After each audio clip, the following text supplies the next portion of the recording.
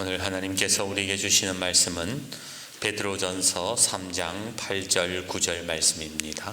마지막으로 말하노니 너희가 다 마음을 같이하여 동정하며 형제를 사랑하며 불쌍히 여기며 겸손하며 악을 악으로 욕을 욕으로 갚지 말고 도리어 복을 빌라.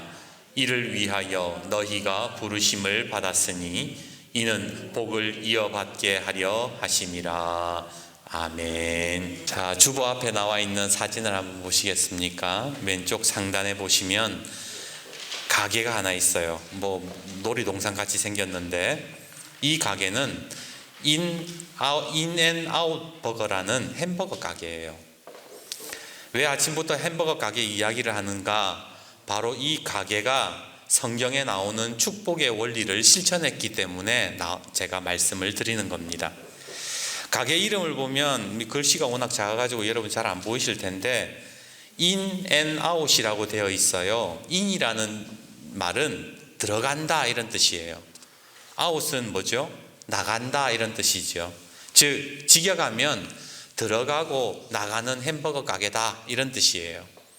근데 왜 이렇게 햄버거 가게를 인앤아웃이라고 지었느냐 물으니까 그 햄버거 가게 사장이 이렇게 대답을 했대요. 신명기 28장 6절 네가 들어와도 복을 받고 나가도 복을 받을 것이니라. 이 햄버거 가게 사장이 보통 생각이 아닌 거야. 그러니까 이 햄버거 가게 사장 이름이 해리 스나이더라는 사람인데 하나님의 말씀에 따라 매장 안에 들어오는 모든 사람, 나가는 모든 손님들을 축복하려고 자기가 이 가게 이름을 인앤아웃 버거라고 만들었다라는 겁니다. 이뿐만이 아니에요. 음료수 컵 밑면 그 밑에다가 그리고 음식 그 햄버거 싸는 포장지 있잖아요. 거기에다가 하나님의 말씀을 집어넣어놨어요. 요한복음 3장 16절 하나님이 세상을 이처럼 사랑하사 독생자를 주셨으니 막 이렇게 그렇게 식당을 찾는 모든 사람, 식사하는 모든 이들에게 하나님의 말씀으로 이 사람은 축복하고 싶었던 거예요. 이 햄버거 가게가 어떻게 됐는지 아세요? 제가 미국을 안 가봐서 모르겠는데 미국에서 1등, 2등을 다투고 있는 맥도날드 이런 거 하고 1, 2위를 다투고 있는 햄버거 가게로 성장을 하게 되었다는 겁니다. 제가 설교 준비하면서 이 이야기를 보면서 이런 생각이 들었어요. 나는 얼마나 축복해주며 살고 있는가? 여러분에게 한번 여쭤볼게요. 여러분은 살아가시면서 다른 사람들을 얼마나 축복해주고 계십니까? 지난 한 주간 여러분은 누군가를 축복해 주신 적이 있으신가요? 가만히 생각해 보면요, 지적질하고 잔소리는 정말 많이 했는데 축복하는 말을 제가 한 적이 없는 것 같은 거예요. 우리 딸내미한테도 축복해 주고 너는 잘 될 거야, 너는 하나님의 사랑하시는 자녀야 이런 말 안 하고 맨날 지적질할 것만 찾고 보면 잔소리하고 미안해 그렇게 했다는 거예요. 괜찮다, 하나님이 함께 하실 거야, 모든 것이 합력하여 선을 이룬다 했잖아, 다 잘 될 거야, 이런 축복은 우리가 못하고 살더라는 거예요. 특히 가까운 관계일수록 축복은 못하더라는 겁니다. 이제 잔소리나 지적보다 축복해주는 은혜가 있기를 주님의 이름으로 축복합니다. 왜 우리가 축복해야 될까요? 그것은 하나님께서 우리에게 축복하라고 말씀하셨기 때문에 그런 거예요. 민수기 6장 22절에 주님이 이렇게 말씀하십니다. 여호와께서 모세에게 말씀하여 이르시되 아론과 그의 아들들에게 말하여 이르기를 너희는 이스라엘 자손을 위하여 이렇게 축복하여 이르되, 축복하라는 거예요. 여호와는 내게 복을 주시고 너를 지키시기를 원하며 여호와는 그의 얼굴을 내게 비추사 은혜 베푸시기를 원하며 여호와는 그 얼굴을 내게로 향하여 드사 평강 주시기를 원하노라 할지니라. 축복해 주라는 거예요. 그러기에 오늘 옆에 분과도 이렇게 축복해 주기를 원합니다. 하나님께서 복 주실 겁니다. 하나님의 은혜가 있기를 바랍니다. 오늘 본문에 들어가기 전에 우리는 먼저 베드로 전서의 이 역사적 배경을 좀 알아야 돼요. 왜냐하면 이 배경을 알아야 베드로가 왜 이런 말을 했는지 이해할 수 있기 때문에 그래요. 자, 오늘 본문의 말씀인 베드로 전서는 예수님이 승천하시고 60년 후에 기록된 말씀입니다. AD 60년이면 이미 나라는 망했고 로마에게 식민 통치를 받고 있을 때거든요. 자, 나라가 망하자 이스라엘 백성들은 주변 나라와 그리고 지역 사방으로 흩어지기 시작했습니다. 물론 그 자리에 남아 있어서 로마의 박해를 받는 사람도 있었겠지만 먹고 살기 위해서 핍박을 피해서 떠난 사람이 많을 수밖에 없었지요. 그래서 베드로전서 1장 1절을 보면 베드로가 이렇게 기록을 합니다. 예수 그리스도의 사도 베드로는 본도, 갈라디아, 감바도기아, 아시아와 비두니아에 흩어진 나그네들에게 이 편지를 쓴다, 이렇게 돼 있어요. 그러니까 한 지역 사람들이 아니라 여기저기 막 흩어진 사람들에게 이 편지를 썼던 거예요. 흩어진 나그네가 누구냐? 바로 고향을 떠나온 사람들. 그 나그네 중에서 예수님을 영접한 사람들을 위로하기 위해서 베드로가 오늘 이 본문의 말씀을 썼던 겁니다. 자, 그러면 나라가 망했어요. 그리고 사방으로 흩어졌어요. 그 당시 분위기가 어땠을까요? 그 문헌을, 그 자료를 찾아보면 이렇게 쓰여져 있습니다. 그 로마 사람이 쓴 것 같아요. 그리스도인들을 추적할 필요는 없으나 고소가 있으면 체포하고 죄가 입증되면 처벌하라. 그러나 자신이 그리스도인임을 부인하는 경우 로마의 신들에게 기도를 드리게 하고 그것을 행할 경우 용서해 주어라. 이 문구만 봐도 지금 이스라엘 사람들이 얼마나 핍박을 받고 있는지 짐작이 가시지 않습니까? 그리고 몇 년 후면 이제 로마 대화재로 엄청난, 우리가 알고 있는 막 콜로세움에서 막 사자밥이 되고 막 저기 카타콤으로 지하에서 막 숨어서 돌아다니고 이런 일들이 얼마 후면 일어나게 된다라는 거예요. 그런 상황 속에서 오늘 베드로가 뭐라고 이야기를 하느냐? 오늘 본문 8절과 9절을 한번 보십시다. 자, 8절과 9절 같이 한번 읽어봅시다. 시작. 마지막으로 말하노니 너희가 다 마음을 같이하여 동정하며 형제를 사랑하며 불쌍히 여기며 겸손하며 악을 악으로 욕을 욕으로 갚지 말고 도리어 복을 빌라. 이를 위하여 너희가 부르심을 받았으니 이는 복을 이어받게 하려 하심이라. 베드로가 지금 하는 말이 뭐예요? 지금 나라가 망해서 의지할 곳이 없는 사람들끼리 마음을 같이 해서 서로 동정하고 형제 사랑하고 불쌍히 여기고 형제끼리 좀 겸손해라, 그렇게 이야기를 했다는 거예요. 당연히 같은 처지에 있는 사람이면 동병상련이라고 마음도 알아주고 서로 축복해줘야 되는 거 당연하잖아요. 그런데 베드로가 9절에 좀 이해되지 않는 이야기를 해요. 그게 뭐냐면 9절에 악을 악으로 욕을 욕으로 갚지 말고 도리어 복을 빌라. 이게 무슨 말이냐면 지금 이스라엘 사람들을 핍박하는 사람들, 로마 사람들 있잖아요. 이스라엘 사람들하고 아까 문헌에 그 체포하고 그 예수 안 믿는다 그러면 용서해주고 뭐 우상 앞에 절하면 봐주고 뭐 이런 문구들을 보면 기독교인들이 상당히 좀 어느 정도 탄압을 받았을 거란 말이죠. 그런 상황, 그런 사람들, 그리스도인이라고 고발하는 사람들, 나를 괴롭히고 박해하는 사람들을 뭐 해줘라? 복을 빌어주라. 그렇게 말을 했다라는 겁니다.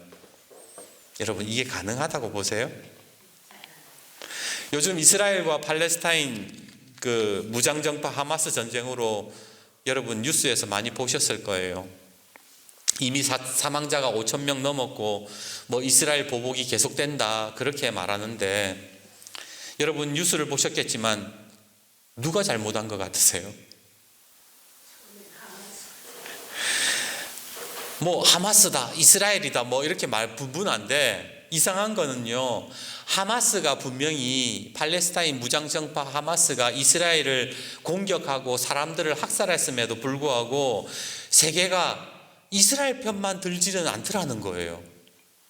물론 민간인 학살하는 것이 비난받아 마땅하지만 다른 사람들이 뭐라 그래요?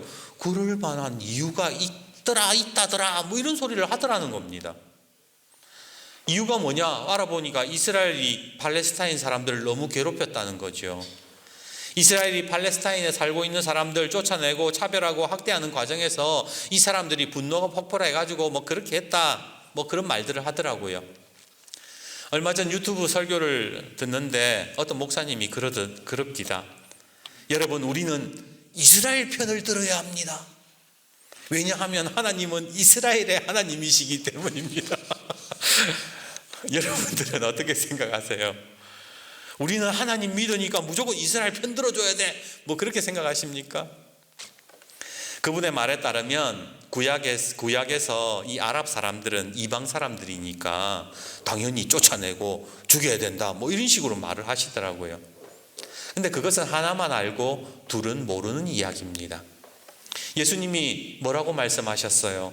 마태복음 5장 38절에서 44절, 또 눈은 눈으로 이는 이로 갚으라 하였다는 것을 너희가 들었으나 나는 너희에게 이르노니 악한 자를 대적하지 말라. 누구든지 네 오른뺨을 치거든 왼편도 돌려대며 너를 고발하여 속옷을 가지고자 하는 자에게 겉옷도 가지게 하며 쭉 이렇게 말씀하시면서 마지막에 뭐라 그러세요? 나는 너희에게 이르노니 너희 원수를 사랑하며 너희를 박해하는 자를 위하여 기도하라.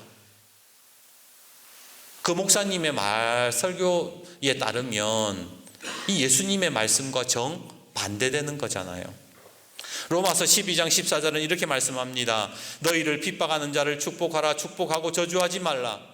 히브리서 10장 30절 원수 갚는 것이 내게 있으니 내가 갚으리라. 원수 갚는 거 하나님께 맡기라. 그렇게 말씀하더라는 거예요.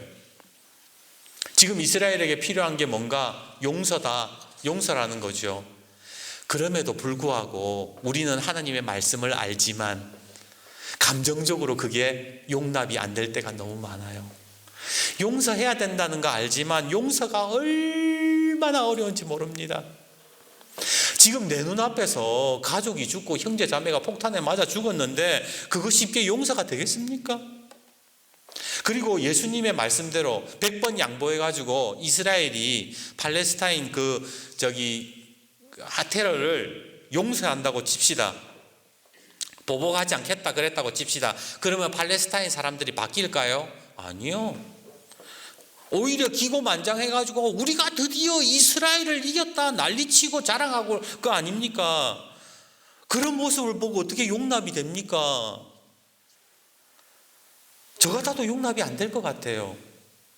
그럼에도 불구하고 오늘 베드로는 흩어진 나그네, 이 사람들이 약자잖아요. 나그네니까 나라 잃어가지고 지금 핍박당한 사람들이 약자인데 이 사람들에게 뭐라고 이야기를 하는가? 악을 악으로 욕을 욕으로 갚지 말고 그들을 향해서 도리어 복을 빌어주라, 축복해줘라 그랬다라는 거예요. 이게 진짜 가능합니까?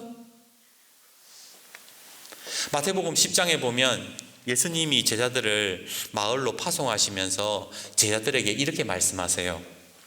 너희는 이스라엘 집에 잃어버린 양에게로 가라. 다니면서 천국이 가까웠다 말하고 병자들을 치료해 주어라. 너희가 그냥 거둬받았으니 거저 주어라. 그렇게 말씀하시면서 이렇게 말씀하세요. 사람들의 집에 들어가면서 평안하기를 빌라. 모든 사람들을 만나면서 축복해주고 다녀라는 거예요. 그 집이 이에 합당하면 네가 빌었던 평안이 거기 임할 것이요 만일 합당하지 아니하면 그 평안이 누구에게로? 너희에게로 돌아갈 것이다. 생각해 보세요. 복음 전할 때에 모든 사람들이 복음을 반기는 건 아니잖아요. 축복해 주면 감사합니다. 저에게 그런 귀한 말씀을 주셔서 너무 감사해요. 그런 사람들 없어요. 어떤 사람은 무시하고 어떤 사람은 괴롭히고 핍박할 거예요. 그럼에도 예수님이 뭐라 그랬다는 거예요? 축복해 주라 그랬다는 거예요. 평안을 빌어줘라 했다는 거예요. 왜? 제자들이 왜 그렇게 말씀하셨느냐? 제자들은 축복하는 사람으로, 복음을 전하는 사람으로 부름받았기 때문에 그렇다는 거예요. 내가 너희들을 제자로 삼고 마을로 파송하는 이유가 뭔지 알아? 바로 복음을 전하고 복을 빌어주라고 내가 너희들을 부른 거야. 예수님이 그렇게 말씀하셨다는 겁니다. 그런데 만약에 너희가 복을 빌어줄 때에 그 사람들이 합당하지 않으면 그 네가 빌어준 복이 누구한테 간다고요? 나한테 온다고. 나한테. 그렇다면 우리가 오늘 축복하지 못할 게 뭐가 있어요? 내가 축복받는다는데, 만약 이스라엘이 팔레스타인의 평안을 빌어준다면 하나님의 평안 샬롬은 이스라엘에게 다시 돌아올 거예요. 누구의 편을 들어주기보다 우리가 해야 될 거는요, 누가 맞다 누가 틀리다 그렇게 하기보다 지금 이스라엘과 팔레스타인의 평안을 빌어주어야 한다라는 겁니다. 그래서 기도해 줘야 되는 거예요. 하나님, 이스라엘과 팔레스타인에게 평안이 임하기를 원합니다. 주보 두 번째 사진을 보시면 미우라 아야코 여사와 그 남편 사진이 실려 있습니다. 미우라 아야코 여사는 빙점이라는 소설로 굉장히 유명한 작가이지요. 그런데 이 빙점이라는 소설이 어떻게 나오게 됐는가, 그 사연이 있어요. 미우라 아야코 여사는 원래 가정주부였어요. 그런데 남편이 벌어오는 수입만으로는 생활이 늘 쪼달렸습니다. 그래서 어느 날 하나님께 기도합니다. 하나님, 돈 좀 벌게 해주세요. 그렇게 미우라 아야코는 동네에 작은 구멍가게를 내게 되었습니다. 근데 뭐 사진도 보시지만 사람 참 좋게 보이잖아요. 이분이 성품이 참 좋아요. 그래서 착하고 성품이 좋고 친절하다 보니까 그 가게에 막 손님들이 막 금세 늘어나기 시작하는 거예요. 장사가 막 날로 번창하고 돈이 들어오니까 너무 신이 났습니다. 그러던 어느 날 남편이 아내에게 다가와서 그렇게 말을 해요. 여보, 우리 가게 장사가 너무 잘 돼서 너무 감사하고 좋기는 한데 이러다가 주변 옆집 가게들이 다 문을 닫을 것 같소. 그거 예수님이 안 기뻐할 것 같습니다. 우리 옆집 가게들을 위해 상품을 좀 줄여봅시다. 그랬다는 거예요. 장사가 잘 될수록 더 많은 물건 갖다 놔야 되고 더 많이 팔아야 정상인데 남편은 옆집도 좀 살아야 되니까 배려해 주자. 우리 그냥 몇 개 물품만 갖다 놓자 그랬다는 거예요. 그렇게 말하는 남편도 대단하지만 아내 역시도 대단한 사람이었어요. 남편의 말을 듣고는 아야코 여사는 그냥 그때부터 물건 반을 줄이기 시작해요. 손님들이 물건 사러 오면요, 그 물건은 이제 우리 가게 없어요. 옆집에 있어요. 그렇게 홍보까지 해줬다는 거예요. 예전만큼 손님이 오지 않았습니다. 수입도 줄어들었습니다. 그러다 보니까 가게에 앉아 있으면서 뭐예요? 시간이 많이 남게 됐어요. 그래서 글을 쓰기 시작했는데 그 다른 사람을 배려하고 축복하는 그 시간 가운데 쓰여진 책이 바로 일본의 가장 유명한 소설 빙점이 되었던 거예요. 그 복이 누구에게 돌아온다고요? 나에게 돌아온다.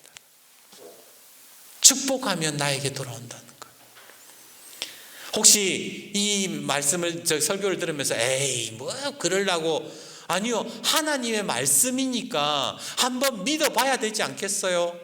한번 순종해 봐야 되지 않겠어요? 그게 예수 믿는 사람이지. 오늘 9절 말씀을 보세요. 악을 악으로 욕을 욕으로 갚지 말고 도리어 복을 빌라. 이를 위하여 너희가 부르심을 받았으니 이는 복을 이어받게 하려 하심이라. 베드로가 무슨 마음으로 지금 이 편지를 썼는지 여러분 공감이 되십니까? 내가 여러분들의 마음을 이해 못하는 것은 아니에요. 그런데 예수님께서 말씀하셨던 것처럼 하나님의 말씀이잖아요. 그러니까 여러분이 그렇게 부르심을 축복하도록 부르심을 받았으니까 한번 해보십시오. 복을 이어받게 될 겁니다. 그렇게 말을 하고 있더라는 겁니다. 축복하는 삶이 곧 하나님의 복을 받는 삶이 되는 겁니다.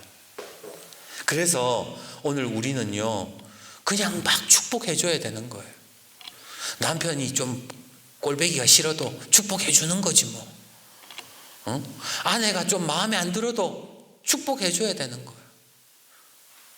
교회에서 좀 교회에서 일하다 보면 얄미운 인간들 많잖아. 그래도 축복해줘야 돼. 이제 말씀을 맺습니다. 밑에 사진이 2개 있는데 그 코끼리하고 찍은 이 김혜성 목사님 이야기는 제가 오후 예배 때 이야기를 해드릴 거고요. 그 앞에 있는 전우익 작가의 책이 있습니다. 이 사진을 보시면 전우익 선생님이라고, 이분이 민주화 운동을 하시다가 자신의 고향인 경북 봉화에 내려와서 농사를 지으면서 쓰신 책이에요. 이 책의 일부를 제가 읽어드릴게요. 농사 지으면서 깨달은 내용이에요. 오랫동안 과수원 하던 친구들 몇 년 전에 만났더니 머리도 빠지고 이빨도 빠지고 눈은 당달봉사가 되었습니다. 오랜만에 친구 만나니까 친구의 몰골이 말이 아니더라는 거예요. 독한 농약 쓴 서글픈 결과였습니다. 독한 짓 하고 독한 것 만지는 사람의 삶이 그리 좋지 않다는 것을 깨닫게 되었습니다. 세상에 나는 물건을 사람만이 독식해서는 안 되지요. 새와 곤충 없이 사람만 산다면 얼마나 삭막하겠습니까? 그런데도 혼자 먹겠다고 야단들입니다. 권력이라는 것도 돈이나 농약만큼 독한 것이지요. 그걸 몇몇이서 독식하면 금방 끝장나는데도 한사코 독차지하고자 몸부림치는 꼴이 가관입니다. 이분이 농사를 지으면서 민주화 운동을 하고 또 농사를 지으면서 깨달은 게 뭐냐? 혼자서는 절대로 잘 살 수 없다라는 거예요. 어떻게 하든지 자기가 그걸 가지려고 독한 농약 뿌리다 보면 자기 인생도 망가진다라는 거예요. 이분이 우리 안동하고 가까운 저 경북 봉화 사람이냐 보니까 이 책에서 이렇게 묻습니다. 그래, 혼자 잘 살면 짜다리 재미있으띠껴? 아직까지 내가 이게 완벽하게 안동 말을 잘 못하는 것 같아. 그래서 이 책 제목을 보세요. 혼자만 잘 삶은 무슨 재민겨? 이렇게 돼 있죠. 이분의 질문이 그거예요. 축복하지 못하고 혼자 독식하려고 그렇게 하는 삶은 언젠가는 무너진다는 거예요. 자기가 그걸 깨달았다는 거예요. 오늘 여러분은 어떤 삶을 사시는 것 같으세요? 혹시 한 주간의 삶을 보면 내 입에서 막 농약이 나오지는 않습니까? 말을 하면 막 농약만 뿌리는 거야. 잔소리가 농약이지 뭐. 잘못되지 말라고 하는 거지만, 좋은 의미로 하는 거지만, 농약을 막, 자식한테 농약을 막 뿌려. 자기도 상하는 거야, 자기도. 다른 사람들의 잘못된 것을 못 받아 넘겨주는, 다른 사람들의 실수를 용납하지 못하는 그런 농약 뿌리는 삶을 살고 있지는 않냐 말입니다.